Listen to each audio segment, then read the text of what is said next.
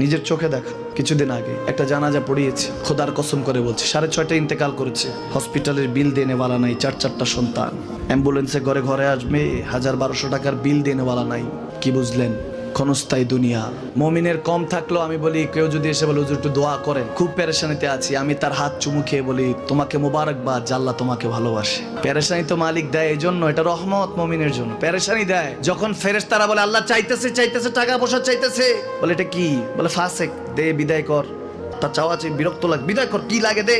মুমিন যখন চাইতে থাকে আল্লাহ আমাকে কিছু লাগবে, যখন একটু করে চায় আমার মাটাকে সুস্থ করে দাও, বাবাটাকে আল্লাহ আমার স্ত্রীকে, আমার আমাকে একটু তৌফিক দাও, চাইতে থাকে মুমিন। আল্লাহ বলে যখন ফেরেশতারা দেখে মুমিন চাচ্ছে, দেরি করতে পারে না, তাড়াতাড়ি খাজানা নিয়ে দিতে নেবে, আল্লাহ বলে রাখোস না, এত তাড়াহুড়া কিসে? তার চাওয়ার মধ্যে তো প্রেম আছে, একটু চাইতে দেস না। থাকুক না মুমিন আর একটু পেরেশান, থাকুক না, থাকতে দেস না, একটু